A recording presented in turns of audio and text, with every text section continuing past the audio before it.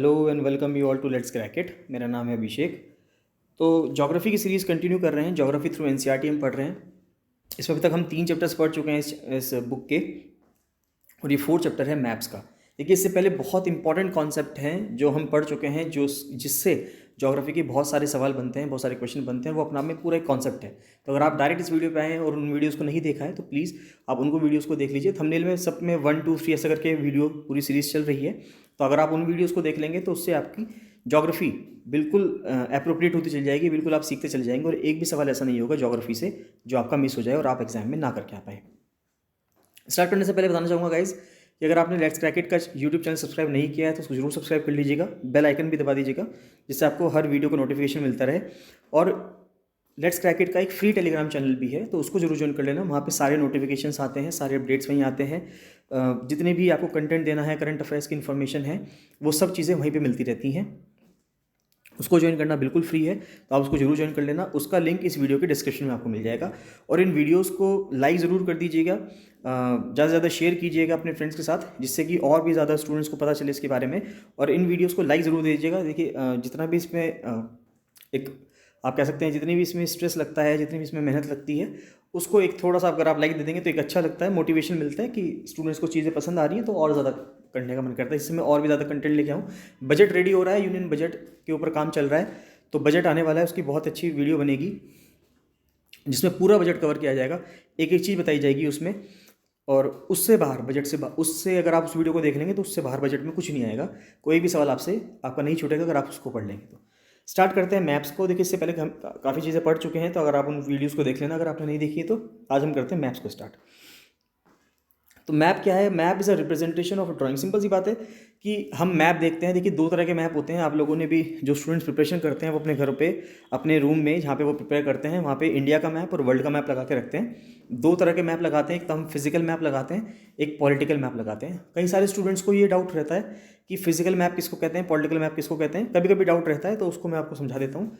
देखिए, पॉलिटिकल का मतलब है राजनीतिक, और हिंदी में राजनीति कह रहे हैं। देखिए, राजनीति किसने करी? इंसानों ने करी। तो इस तरह से ध्यान रख सकते हैं आप कि कौन सा मैप पॉलिटिकल होगा जहाँ पर भी राजनीति की वजह से देश बट गए हैं, है ना, या भारत के अंदर राज्य बट गए हैं कि ये उत्तराखंड राज्य है, उत्तराखंड राज्य की सीमा है, ये यूपी की सीमा है, और ये हिमाचल है, और ये पंजाब है।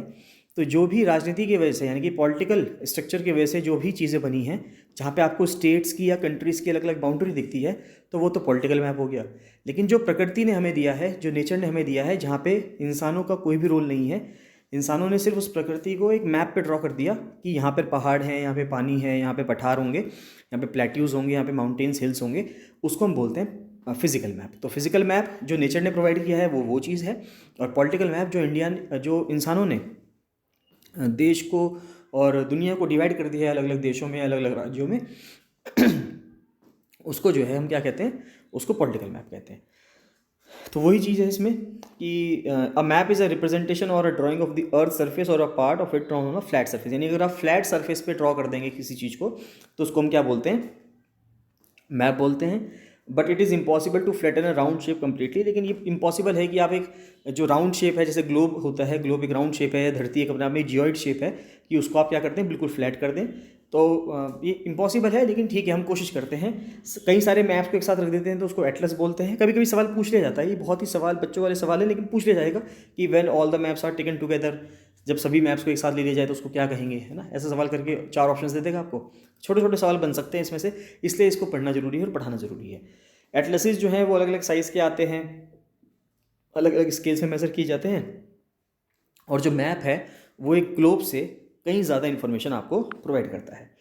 तो देखिए, कौन कौन से मैप हैं? एक तो फिजिकल मैप है। तो फिजिकल मैप जो है उसमें धरती पे जो माउंटेन्स हैं, प्लेट्यू हैं, प्लेन, रिवर, ओशन, सब चीज़ें जो हैं वो आपको दिखती हैं, यानी कि उसको फिजिकल मैप कहते हैं, जो प्रकृति ने हमें दिया है। उसके बाद पॉलिटिकल मैप्स वो मैप्स हैं जिसको इंसानों ने कर दिया है, जैसे कि सिटी, टाउन, गांव, है ना, अलग अलग देश, अलग अलग राज्य, इसको हम क्या बोलते हैं? पॉलिटिकल मैप कहते हैं। नेक्स्ट आता है थीमेटिक मैप्स। थीमेटिक मैप्स का मतलब हो गया थीम पर बेस्ड, है ना, जो किसी पर्टिकुलर थीम पे जो बेस्ड होगा मैप, उसको थीमेटिक मैप कहते हैं। जैसे कि रोड मैप, उसमें सब रोड्स दिखाई जाएंगी। रेनफॉल मैप्स, तो उस पर क्या होगा? उस पर बारिश कैसे कैसे होती है, किस एरिया में कितनी बारिश होती है, तो रेनफॉल मैप्स हो गए। फिर map showing distribution of forest, कि जंगल किस तरह से डिस्ट्रीब्यूटेड है, वहाँ पे इंडस्ट्रीज़ हैं, है ना, उनको थीमेटिक मैप्स कहते हैं।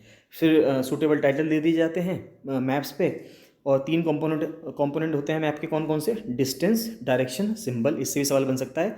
4 चीज़ें दे देगा आपको 4 ऑप्शंस में और कह देगा कि इनमें से एक कौन सा मैप का कंपोनेंट नहीं है। देखिए ये चीज़ एनसीईआरटी में है और एनसीईआरटी प्राइम सोर्स है क्वेश्चन बनाने का for the examiners of competitive exams, है ना, क्योंकि एनसीईआरटी सरकारी किताबें हैं, गवर्नमेंट ऑफ इंडिया की किताबें हैं, तो उसमें जो लिखा हुआ होगा वो बिल्कुल आधिकारिक है, सरकारी है, तो उसको पढ़ना बहुत ज़्यादा ज़रूरी है। तो जो मैप्स के कंपोनेंट्स हैं वो कौन कौन से हुए? वो डिस्टेंस हुआ, डायरेक्शन हुआ और सिंबल हुआ। ये सेम चीज़ हिंदी में लिखी हुई है, तो आप इसको एक बार पढ़ लेना हिंदी में। फिर नेक्स्ट है डिस्टेंस। तो मैप्स आर ड्राइंग्स जो रिड्यूस कर देते हैं पूरी दुनिया को एक पेपर पे। आप सिंपल सी बात है, अगर आपने अपने रूम में, स्टडी रूम में जिसमें आप पढ़ रहे होंगे बैठ के, वीडियोस को देखते होंगे, वहाँ पे अगर आपने मैप लगा रखा है तो आप देख सकते हैं कि पूरी दुनिया को किस तरह से एक छोटे से पेपर पे समेट दिया गया है और उस पर ड्रॉ कर दिया गया है। तो उसको हमने जो ड्रॉ किया है वो किस तरह से किया है? एक मानक मान के किया है, एक स्केल मान के किया है कि मान लेते हैं कि 500 किलोमीटर जो है वो अगर लैंड पे 500 किलोमीटर होगा तो मैप पे वो 1 सेंटीमीटर से शो होगा, है ना। कुछ इस तरह से करके हम मैप पे ले लेते हैं। इसको हिंदी में पैमाना बोलते हैं या स्केल इंग्लिश में बोलते हैं। और we can say maps are drawn to reduced scales, है ना, स्केल मान के कर देते हैं। But this reduction is done very carefully, जिससे कि डिस्टेंस जो प्लेसेस में एक्चुअली में है वो मैप में भी वैसे ही दिखे। तो स्केल को चूज़ कर लिया जाता है इसके लिए। फिर डायरेक्शंस अगर देखें तो डायरेक्शन 4 हैं, नॉर्थ, साउथ, ईस्ट और वेस्ट, और इन चारों डायरेक्शंस के बीच में भी 4 डायरेक्शंस आती हैं, तो वो भी देख लेते हैं। देखिए नॉर्थ, साउथ, ईस्ट और वेस्ट, यानी कि उत्तर, दक्षिण, पूरब और पश्चिम, और इनके बीच में जो डायरेक्शंस होती हैं 4 डायरेक्शंस और ऐड हो जाती हैं। नॉर्थ और ईस्ट के बीच में नॉर्थ ईस्ट, साउथ और ईस्ट के बीच में साउथ ईस्ट, साउथ और वेस्ट के बीच में साउथ वेस्ट, और नॉर्थ और वेस्ट के बीच में नॉर्थ वेस्ट। तो ये 4 डायरेक्शंस मेन होती हैं, 4 और डायरेक्शंस इसमें ऐड हो जाती हैं। तो these are called cardinal points, है ना, इनको कार्डिनल डायरेक्शंस कहते हैं। और 4 इंटरमीडिएट डायरेक्शंस हैं, यानी कि जो बीच की डायरेक्शंस हैं, कौन कौन सी? North east, south west, north west. तो ये 4 और डायरेक्शंस हैं। तो आगे आता है दैट्स ऑल। इसमें तो उसमें कुछ खास नहीं था इस चैप्टर में, तो इतना ही था कि इसमें डायरेक्शंस क्या होते हैं, ये होते हैं, इस चीज़ें बतानी ज़रूरी थी जिससे कि आपका कुछ मिस ना हो। नेक्स्ट आता है major domains of the earth, है ना, ये बहुत इंपॉर्टेंट चैप्टर है कि पृथ्वी पे कौन कौन से प्रमुख क्षेत्र हैं उनके बारे में पढ़ते हैं। The surface of the earth is a complex zone in which 3 main component हैं, लैंड, वाटर, एयर के, of the environment meet, overlaps and interact. देखिए सिंपल सी चीज़ है, धरती पे 3 चीज़ें हैं, है ना, एक तो लैंड है, ज़मीन है, पानी है और हवा है। कोई भी चीज़, कोई भी अगर इंसान की हम बात करें, चलो इंसान की ले लेते हैं, तो अलग अलग जानवरों की और एनिमल की और प्लांट स्पीशीज़ की बाद में करेंगे। इंसान जहाँ पर भी ये तीनों चीज़ें अवेलेबल होंगी वहीं पे इंसान का एग्जिस्टेंस पॉसिबल है। इंसान को ज़मीन भी चाहिए रहने के लिए, पानी में वो रह नहीं सकता, हवा में उड़ नहीं सकता, है ना, पानी चाहिए पीने के लिए और हवा चाहिए सांस लेने के लिए। यानी कि जहाँ पर भी ये तीनों चीज़ें अवेलेबल होंगी वहीं पे इंसान का एग्जिस्टेंस या एक ह्यूमन बीइंग का एग्जिस्टेंस पॉसिबल है। The solid portion of the अर्थ, जो सॉलिड पोर्शन होता है अर्थ का जिस पे हम रहते हैं, जिसको जब ज़मीन बोलते हैं, उसको बोलते हैं लिथोस्फेयर। ठीक है, जो गैसियस लेयर है जो चारों तरफ हमारे है, इसको हम एटमॉस्फेयर बोलते हैं, जहाँ से हम सांस लेते हैं, तो उसको क्या बोलते हैं? एटमॉस्फेयर, जिसमें ऑक्सीजन, नाइट्रोजन, कार्बन डाइऑक्साइड, दूसरी गैसेज जो हैं वो सब हमें वहाँ पे मिलती हैं। फिर पानी जो है वो एक बहुत बड़ा एरिया कवर करता है धरती का अगर आप देखें तो 2/3 हिस्सा जो है करीब करीब वो पानी से घिरा हुआ है। And this is called the hydrosphere, और इसको हम क्या बोलते हैं? इसको हाइड्रोस्फेयर बोला जाता है। हाइड्रोस्फेयर जो है वो पानी को, जिस भी रूप में पानी है, हर रूप में पानी को एक्सेप्ट कर लेता है, चाहे वो बर्फ़ के रूप में हो, पानी के रूप में हो, या वाटर वेपर के रूप में हो, वाष्प के रूप में हो, किसी भी रूप में पानी है धरती पे, सारा पानी जो भी कंसिडर किया जाएगा वो किस में किया जाएगा? हाइड्रोस्फेयर में। ज़मीन को लिथोस्फेयर, पानी को हाइड्रोस्फेयर और हवा को एटमॉस्फेयर। ठीक है, the biosphere is the narrow zone. अब ये बायोस्फेयर क्या आता है? देखिए मान लेता हूँ, अगर आप इस तरह से देखें, अगर ये लिथोस्फेयर है, फिर ये हाइड्रोस्फेयर है और ये एटमॉस्फेयर है, तो इन तीनों से टकराने वाला ये जो रीजन हुआ, देखिए ये वो रीजन है जो लिथोस्फेयर में भी आ रहा है, हाइड्रोस्फेयर में भी आ रहा है और एटमॉस्फेयर में भी आ रहा है। तो यही वो रीजन है जो क्या होगा? बायोस्फेयर होगा। इस रीजन को हम क्या बोलेंगे? बायोस्फेयर। और ये जो बायोस्फेयर वाला रीजन है, ये वो रीजन होगा जहाँ पे लैंड भी होगी, पानी भी होगा और हवा भी होगी, तभी यहाँ पर जो लाइफ है पॉसिबल है। तो लाइफ को पॉसिबल करने के लिए 3 चीज़ों की रिक्वायरमेंट है, लैंड की, ज़मीन की यानी कि पानी की, और हवा की। और तीनों चीज़ जहाँ पे होती है उसी को हम बायोस्फीयर बोलते हैं, और उसी एरिया में एग्जिस्टेंस भी पॉसिबल है। तो ये छोटा सा जो एरिया है, ये कौन सा एरिया हो गया? ये बायोस्फीयर का रीजन हो गया। तो biosphere is the narrow zone where we find land water and air together, जहाँ पे भी हमें हवा, पानी और ज़मीन एक साथ मिलती हैं, जहाँ पे सभी फॉर्म्स ऑफ लाइफ रहती हैं। इंसान नहीं, इंसान के अलावा जितनी भी लाइफ है, चाहे पेड़ पौधे हों, चाहे आपके जानवर हों, जो भी हैं, वो सब वहीं पे पॉसिबल है। तो देखिए यहाँ पे आप देख सकते हैं, ये लिथोस्फीयर ज़मीन है, अर्थ है, ये हाइड्रोस्फीयर पानी है और ऊपर हवा है, और यहाँ पे जो ये रीजन है, ये किसका रीजन है? ये बायोस्फीयर का रीजन है। नेक्स्ट आता है lithosphere. The solid portion of the earth is called lithosphere. जो सॉलिड पोर्शन है जिसपे हम रहते हैं उसको लिथोस्फीयर बोलते हैं। इसमें रॉक्स होते हैं अर्थ के क्रस्ट के, and the thin layers of soil that contain nutrient element which sustains organisms. अब देखिए इसमें एक वर्ड आया है क्रस्ट। अर्थ क्रस्ट क्या होता है उसको समझ लेते हैं आगे, हालांकि डिटेल में पढ़ेंगे हम ये जब आगे की एनसीईआरटीज़ आएंगी, आगे हम बढ़ते चले जाएंगे, उसमें डिटेल में पढ़ेंगे, लेकिन फिर भी देख लेते हैं कि क्रस्ट होता क्या है। देखिए क्रस्ट क्या होता है, अगर आप एक धरती के अंदर आप कोशिश करें जाने की और धरती का एक टुकड़ा निकाल के देखें, तो ये मान लेते हैं ये टुकड़ा है धरती का। अगर ये धरती का टुकड़ा है तो देखो ऊपर एक पतली सी लेयर मिलेगी आपको, जो ऊपर पतली सी लेयर होगी उसको हम बोलते हैं क्रस्ट। ठीक है, क्रस्ट के बाद फिर हम थोड़ा नीचे जाएंगे, यहाँ तक पहुँच गए, तो ये वाला जो हिस्सा हुआ, यहाँ से लेके यहाँ तक का जो हिस्सा हुआ, इसको हम क्या बोलेंगे? इसको हम बोलेंगे मेंटल। ये पागल वाला मेंटल नहीं है, MENTLE वाला मेंटल है ना, MENTLE मेंटल। और सबसे नीचे वाला जो हिस्सा है इसको हम बोलते हैं कोर, CORE कोर। तो अर्थ की 3 लेयर होती हैं बेसिकली। सबसे ऊपर क्रस्ट होता है, फिर मेंटल होता है, फिर कोर होता है। कोर तक हम कभी जा नहीं सकते, मेंटल तक भी जा नहीं सकते, एक तरीके से आप देखा जा सकता है। और जो क्रस्ट है, क्रस्ट के ऊपर हम रहते हैं, है ना। क्रस्ट की जो मोटाई है, क्रस्ट की जो डेप्थ है, वो भी वेरी करती है, चेंज होती है। ज़मीन पे कुछ और होती है, और समुद्र तल पर अगर आप जाओगे तो समुद्र के तल पर क्रस्ट की जो डेप्थ होती है, क्रस्ट की जो मोटाई है या गहराई है, वो अलग होती है। तो वो भी हम पढ़ेंगे सब धीरे धीरे आगे। लेकिन अगर यहाँ पे जैसा क्रस्ट का वर्ड आया था तो उसको मैं आप सबको समझाना चाह रहा हूँ कि अर्थ की जो क्रस्ट है उसका क्या मतलब है। क्रस्ट का मतलब है कि जो ये 3 लेयर हैं, क्रस्ट, मेंटल और कोर, हिंदी में भी इनको अलग अलग कहते हैं, जैसे भूपर्पटी कहते हैं क्रस्ट को हिंदी में, कि इसको भूपर्पटी कहा जाता है हिंदी में, और इंग्लिश में क्रस्ट कहा जाता है। तो there are 2 main divisions of the earth surface. Large land masses are known as the continents. तो अब देखिए 2 तरह के डिवीजन है धरती पे। जो बहुत बड़े बड़े लैंड मास हैं जहाँ पे ज़मीन है उसको कॉन्टिनेंट कहते हैं, यानी कि महाद्वीप कहते हैं। और जहाँ पर ओशन है, यानी जहाँ पे ह्यूज वाटर बॉडीज़ हैं, काफ़ी सारा पानी है, उनको हम ओशन बेसिन कहते हैं कि भाई ये पूरा ओशन है, समुद्र है, महासागर है, चाहे वो पैसिफिक हो, चाहे वो इंडियन ओशन हो, चाहे वो अटलांटिक हो, चाहे वो आर्कटिक हो। All the oceans of the world are connected with one another. देखिए अगर आप वर्ल्ड मैप को देखेंगे तो आप वर्ल्ड मैप को देख के ये समझ पाएंगे कि सारे के सारे महासागर जितने भी हैं 5, वो सब आपस में कनेक्टेड हैं। चाहे ऊपर से आर्कटिक ओशन ले लो, नीचे सबसे नीचे सदर्न ओशन ले लो, फिर पैसिफिक ओशन हो, इंडियन ओशन हो और अटलांटिक ओशन हो, सारे समुद्र आपस में इंटरकनेक्टेड हैं। और इनके इंटरकनेक्शन होने की वजह से पूरी दुनिया में पानी का जल स्तर, यानी कि इनका जो जल स्तर है वो एक समान रहता है। यानी पूरी दुनिया में जो पानी का जल स्तर है, जो लेवल है समुद्र के पानी का, सी लेवल जो है वो हमेशा सेम रहेगा, समान रहेगा। The level of sea water remains the same everywhere, है ना, हर जगह सेम रहेगा। तो अब जहाँ पर भी ज़मीन नीचे होती जा रही है या क्लाइमेट चेंज की वजह से बर्फ़ पिघलती जा रही है, ग्लेशियर्स पिघल रहे हैं और समुद्र में पानी ऐड होता जा रहा है, तो उसकी वजह से क्या हो रहा है? देखिए समुद्र जो धरती पे पानी है, ना तो वो धरती से बाहर जा रहा, ना वो धरती के कुछ अंदर आता है ना। धरती के अंदर जो जितनी भी चीज़ें हैं, धरती में जो भी पानी है, अर्थ प्लैनेट की मैं बात कर रहा हूँ ना, धरती के मतलब ज़मीन के अंदर नहीं कह रहा हूँ, अर्थ प्लैनेट पे बात कर रहा हूँ कि अर्थ प्लैनेट पे जितनी भी चीज़ें हैं वो अर्थ में ही हैं। यानी कि अगर हम अर्थ पे पानी की बात कर रहे हैं तो वो पानी अर्थ का ही पानी है, तो अर्थ में ही है। तो अब क्या हो रहा है कि पहले वो ग्लेशियर के रूप में था, लेकिन अगर वो ग्लेशियर के रूप में अब ना रह के गर्मी बढ़ने की वजह से वो ग्लेशियर पिघल जाएंगे, तो पानी बहेगा कहाँ पाएगा? समुद्र में आएगा। जब वो समुद्र में आएगा तो धीरे धीरे समुद्र का लेवल जो है वो बढ़ने लगेगा। तो इससे जो लो लाइंग एरियाज़ होंगे, यानी वो एरियाज़ जो थोड़ा नीचे हैं, वो पानी में डूबने लगेंगे, यानी कि वो द्वीप, ये वो आइलैंड जो होंगे वो डूबने लगेंगे। इसका बेस्ट एग्जाम्पल है इंडोनेशिया की राजधानी जकार्ता। तो जो इंडोनेशिया की राजधानी थी जकार्ता, वो डूबने लगी है क्योंकि वहाँ पे समुद्र का लेवल बढ़ रहा है, क्योंकि क्लाइमेट चेंज की वजह से सी लेवल बढ़ता जा रहा है।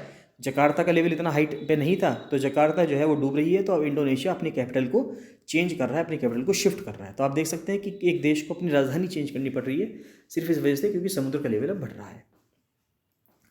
Elevation of land is measured from the level of the sea which is taken as 0। तो यानी कि जो ज़मीन का एलिवेशन है, जो हम कहते हैं कि माउंट एवरेस्ट 8,848 मीटर है, या आपने देखा होगा कि आप जहाँ पे भी रहते हैं वहाँ पे लिखा रहता है कि समुद्र तल से ऊंचाई, इस जगह की समुद्र तल से ऊंचाई इतनी है। या आप रेलवे स्टेशन पे, अगर आपने कभी रेलवे से ट्रैवल किया है तो हर रेलवे स्टेशन पे जहाँ भी स्टेशन का नाम होता है, जैसे कि आप फॉर एग्जांपल आप हरिद्वार कभी रेलवे स्टेशन पे आए हों या देहरादून रेलवे स्टेशन पे आए हों, तो वहाँ पे लिखा रहता है कि समुद्र तल से ऊंचाई इतनी मीटर है।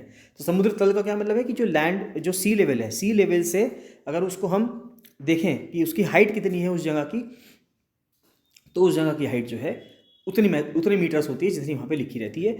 और जो समुद्र का लेवल है उसको क्या माना जाता है, उसको जीरो माना जाता है।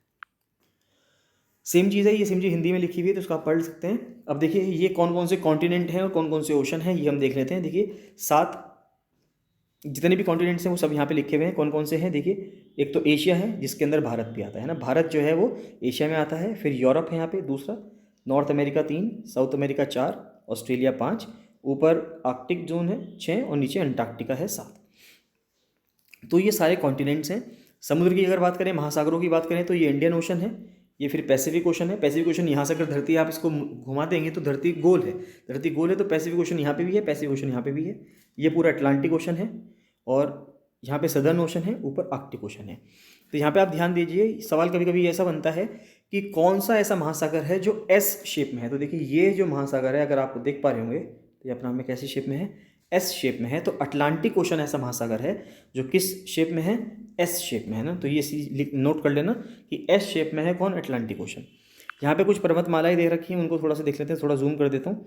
देखिए अगर आपको दिख पा रही है तो ये आप देखेंगे, ये तिब्बत प्लेट्यू है, ये यहाँ पे हिमालयाज़ है, ठीक है। यहाँ पे यूराल माउंटेन्स है जो यूरोप को और एशिया को डिवाइड करता है ना। यूरोप और एशिया को डिवाइड करने वाली माउंटेन का नाम क्या है, यूराल माउंटेन्स, ठीक है। उसके बाद ये है मेडिटेरेनियन सी है यहाँ पे, फिर यहाँ पे है Atlas mountains, ATLAS, Atlas mountains.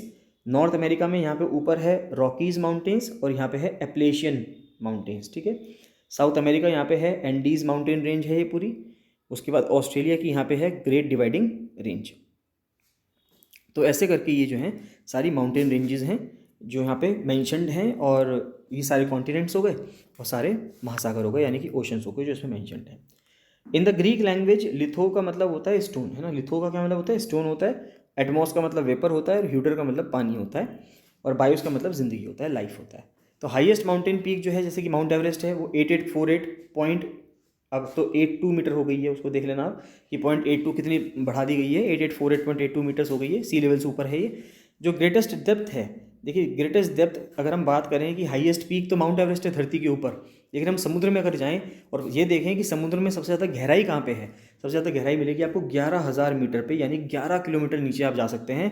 कहाँ पे, मरियाना ट्रेंच में, पैसिफिक ओशन में, फिलीपींस के पास पड़ता है ये मरियाना ट्रेंच, है ना। ट्रेंच क्या होता है ये भी हम सीखेंगे कि ये थोड़ा सा और एडवांस ज्योग्राफी जब आ जाएगी आपकी तब हम सीखेंगे ट्रेंच वगैरह क्या होते हैं।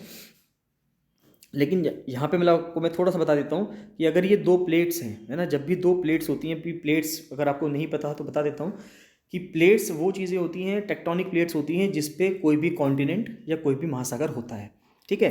ये 2 प्लेट्स हैं ये कभी भी स्थिर नहीं होती, एक जगह स्टैटिक नहीं होती, ये चलती रहती है, जिसकी वजह से हिमालयाज़ भी बना ना। जो भारत और चाइना और नेपाल के बॉर्डर पे जो हिमालयाज़ हैं वो किस लिए बना, क्योंकि 2 प्लेटें आपस में टकराई हैं, उसकी वजह से हिमालयाज़ बना। तो इसमें क्या होता है कि एक प्लेट नीचे जाती है दूसरी प्लेट की, जब दोनों प्लेटें टकराती हैं आपस में तो ऐसे करके ये, इसको आप दोबारा से देख सकते हैं कि अगर मैं ऐसे बनाऊं, ये जो ऐसे जा रही हैं 2 प्लेटें टकराई, तो 2 प्लेटें टकराने की वजह से एक प्लेट नीचे चली गई और यहाँ पे सारे में ये समुद्र है। अगर ये समुद्र है और ये पानी भर रहा है, अब देखिए यहाँ पे थोड़ा सा गड्ढा हो गया ना, ये नीचे जा रहा है यहाँ पे। तो अगर यहाँ पे कोई पर्सन खड़ा है समुद्र के ऊपर, तो यहाँ से अगर वो यहाँ पे नापेगा तो ये सबसे गहरा पार्ट हो गया समुद्र का, और अगर वो यहीं पे पानी पे है यहाँ से नापेगा तो ये पार्ट ऊपर रहेगा। तो ये जो पार्ट नीचे चला गया इसको हमने क्या बोला, ट्रेंच बोला। तो यही वो ट्रेंच है मैरियाना ट्रेंच जो सबसे ज़्यादा डीप है, 11,000 मीटर की गहराई पे है, यानी कि 11 किलोमीटर आप पानी के अंदर जा रहे हैं। फिर आती है कॉन्टिनेंट्स की, तो 7 मेजर कॉन्टिनेंट्स हैं धरती पे और बड़ी बड़ी वाटर बॉडी से ये सेपरेटेड हैं। ये कॉन्टिनेंट कौन कौन से हैं, एशिया है, यूरोप है, अफ्रीका है, north America, south America, Australia और अंटार्कटिका। जो ग्रेटर पार्ट है लैंड मास का वो नॉर्दर्न हेमिस्फीयर में है।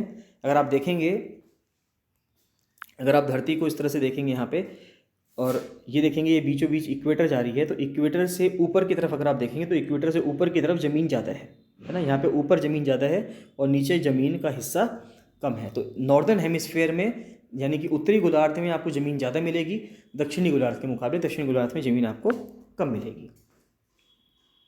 ठीक है। फिर उसके बाद कह रहा है कि Asia is the largest continent. अगर ए साइज़ वाइज, एरिया वाइज अगर देखा जाए तो जो एशिया है वो सबसे बड़ा कॉन्टिनेंट है।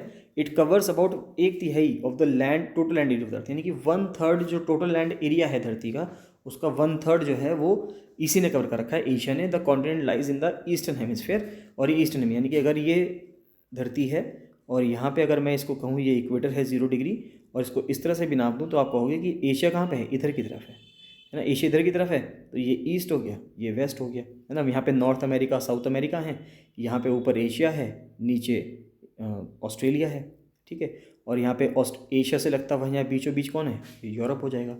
The tropic of cancer passes through this continent, India से ही पास होकर जाती है, क्योंकि इंडिया जब पार्ट है एशिया का, तो इसलिए अगर ट्रॉपिक ऑफ कैंसर इंडिया से पास होकर जा रही है तो हम ये भी कह सकते हैं कि ट्रॉपिक ऑफ कैंसर एशिया से पास होकर जा रही है। कभी सवाल ये भी पूछ सकता है कि क्या ट्रॉपिक ऑफ कैंसर एशिया से पास होती है? बिल्कुल होती है, क्योंकि जब ट्रॉपिक ऑफ कैंसर इंडिया से पास होती है और इंडिया अपने आप में पार्ट है किसका, इंडिया अपने आप में पार्ट है एशिया का, तो ट्रॉपिक ऑफ कैंसर एशिया से भी पास हो जाती है। Asia is separated from Europe by the Ural mountains on the west. हमने यूराल माउंटेन्स देख लिया कि यूराल माउंटेन से डिवाइड होता है कौन, एशिया यूरोप से, जबकि यूरोप और एशिया एक ही कॉन्टिन्यूस लैंड बॉर्डर बनाता है। यानी कि आपको कोई समुद्र पार नहीं करना यूरोप जाने के लिए। अगर आप ज़मीन के थ्रू भी जाएंगे, अगर देश के बॉर्डर ना हो और आप आने जाने में कोई रोकथाम ना हो, तो पर्सन जो है वो लैंड के थ्रू एशिया से यूरोप जा सकता है। The combined land mass of Europe and Asia is called the Eurasia. Europe और एशिया को अगर हम जोड़ दें तो उसको यूरेशिया भी कहा जाता है कभी कभी, यूरोप प्लस एशिया। यूरोप जो है वो एशिया के मुकाबले बहुत छोटा है। कॉन्टिनेंट जो है वो पश्चिम में है एशिया के, हमने देख लिया वेस्ट की साइड है। और आर्कटिक सर्कल जो है वो उससे पास होता है, क्योंकि ऊपर जो स्कैंडिनेविया वाले कंट्री हैं, यानी कि नॉर्वे, फिनलैंड, स्वीडन वाले जो देश हैं, उनसे आर्कटिक सर्कल जो है वो पास होता है। यहाँ पे बाकी आप देख सकते हैं कि ये जो अगर यूरोप का पार्ट है, तो यूरोप में जो ये ऊपर वाले जो कॉन्टिनेंट हैं, कंट्रीज़ हैं, नॉर्वे, फिनलैंड, स्वीडन वाले ये जो कंट्रीज़ हैं, तो ये इन वाले देशों से यहाँ पे 66.5 डिग्री वाली जो लाइन थी आर्कटिक सर्कल वाली, जो हमने फर्स्ट सेकंड वीडियोज़ में देख ली थी, फर्स्ट सेकंड चैप्टर में पढ़ ली थी हमने NCERT की ज्योग्राफी में, तो वो चीज़ें जो हैं, वो जो लाइन है वो यहाँ से पास होती है, ठीक है। तो it is bound by water bodies on 3 sides, 3 तरफ से पानी से घिरा हुआ है। अगर मैं एशिया की बात करूँ और अफ्रीका भी, अगर यूरोप की बात करूँ तो यूरोप भी 3 साइड से पानी से घिरा हुआ है। Africa is the second largest continent after Asia. Asia सबसे बड़ा है और अफ्रीका दूसरे नंबर पे है। Equator 0 degree latitude runs almost two the middle of the continent, a large part lies in the northern hemisphere. और इम्पॉर्टेंट बात क्या है, अफ्रीका एकमात्र ऐसा कॉन्टिनेंट है जिससे तीनों लाइनें पास होती हैं, चाहे वो 0 डिग्री लैटिट्यूड हो, चाहे वो ट्रॉपिक ऑफ कैंसर हो, कर्क रेखा हो, चाहे वो ट्रॉपिक ऑफ कैप्रिकॉर्न हो, यानी कि मकर रेखा हो। तो अगर आप देखें तो देखिए ये इक्वेटर जा रही है बीचों बीच अफ्रीका से, ऊपर जा रही है ट्रॉपिक ऑफ कैंसर, नीचे जा रही है ट्रॉपिक ऑफ कैप्रिकॉर्न। तो अफ्रीका अकेला एकमात्र ऐसा कॉन्टिनेंट है जिससे तीनों लाइनें पास होती हैं। कभी कभी ये सवाल पूछ लिया जाता है कि अफ्रीका ऐसा कौन सा कॉन्टिनेंट है जिससे तीनों लाइनें पास होती हैं, अफ्रीका, पहला सवाल। दूसरा सवाल ये पूछ लिया जाएगा कि अफ्रीका में जो इक्वेटर जब अफ्रीका को पार करती है तो ज़्यादा ज़मीन का हिस्सा कहाँ पे है, अफ्रीका के नॉर्दर्न पार्ट में है, इक्वेटर से नॉर्थ में है, उत्तर में जाओगे इक्वेटर से, इक्वेटर के दक्षिण में जाओगे तो देखो इक्वेटर से नॉर्थ में जाने पे ज़्यादा ज़मीन है एज़ कंपेरिजन टू इक्वेटर से दक्षिण में जाने पे। तो यानी कि जो नॉर्दर्न पार्ट है इक्वेटर से अफ्रीका में वो ज़्यादा हिस्सा है एज़ कंपेरिजन टू साउथ से, ठीक है। ऐसा सवाल भी पूछ लिया जाता है, स्टेटमेंट बना के दे देगा वो, चाहे UPSC हो चाहे उत्तराखंड PCS हो, स्टेटमेंट बना के दे देगा और पूछ लेगा कि ऐसा है या नहीं है ना। वहाँ पे आपको अगर आपने थोरो नॉलेज नहीं है आपको तो आप नहीं करके आ पाएंगे। तो a large part of Africa lies in the northern hemisphere, ये मैंने आपको बताया कि अफ्रीका का जो बड़ा हिस्सा है वो नॉर्दर्न हेमिस्फीयर में है, इक्वेटर से ऊपर है। अफ्रीका एकमात्र ऐसा कॉन्टिनेंट है जहाँ से ट्रॉपिक ऑफ कैंसर, इक्वेटर और ट्रॉपिक ऑफ कैप्रिकॉर्न पास होती है। देखिए ये ऊपर फिगर से भी आप देख सकते हैं और सेम चीज़ थ्योरी में भी लिखी हुई है। तो एक बार आप फिगर को देखिएगा, उसके बाद ये थ्योरी पढ़ लेना, आपका एकदम क्लियर हो जाएगा। एक भी सवाल ऐसा नहीं होगा जो आपका फिर छूट जाए। ये सेम चीज़ हिंदी में लिखी हुई है तो उसको एक बार आप पढ़ लेना। नेक्स्ट आता है सहारा डेजर्ट। सहारा डेजर्ट जो दुनिया का सबसे बड़ा हॉट डेजर्ट है वो भी अफ्रीका में लोकेटेड है। ये जो कॉन्टिनेंट है ये ओशन से और सी से, अगर आप अफ्रीका की चारों तरफ देखेंगे तो अफ्रीका के चारों तरफ समुद्र है ना, अफ्रीका के चारों तरफ समुद्र है। ऊपर मेडिटेरेनियन सी है, भूमध्य सागर है, साथ में अटलांटिक है, नीचे सदर्न ओशन हो गया, फिर इधर इंडियन ओशन हो गया। तो चारों तरफ जो है वो समुद्र है, लेकिन उसके बावजूद बीच में अफ्रीका में दुनिया का सबसे बड़ा और सबसे गर्म रेगिस्तान है सहारा डेजर्ट, दुनिया की सबसे लंबी नदी जो है नाइल रिवर, वो अफ्रीका से फ्लो करती है।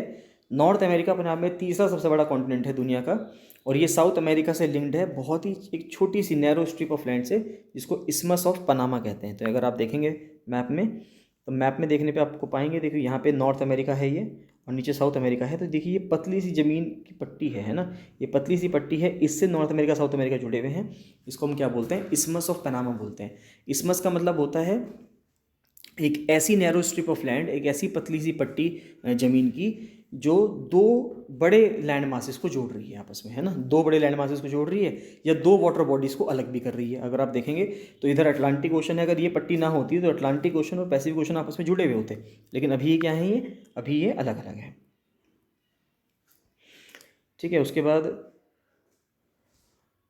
इस्मस of Panama, the continent lies completely in the northern and western hemisphere. तो नॉर्थ अमेरिका जो कॉन्टिनेंट है वो पूरा का पूरा उत्तरी गोलार्ध में ही है, नॉर्दर्न हेमिस्फीयर में है, यानी कि इक्वेटर से ऊपर की तरफ है, और वेस्टर्न हेमिस्फीयर में यानी कि पश्चिम में है। यानी मैंने आपको यहाँ पे भी डिस्कस किया था कि अगर ये 0 डिग्री है तो 0 डिग्री से ऊपर, अगर इधर अगर आप देखेंगे यहाँ पे वैसे नॉर्थ है, इधर ईस्ट होगा और उधर वेस्ट होगा, तो नॉर्थ अमेरिका कहाँ पे है? नॉर्थ अमेरिका यहाँ पे है, तो यानी कि पश्चिम की तरफ है।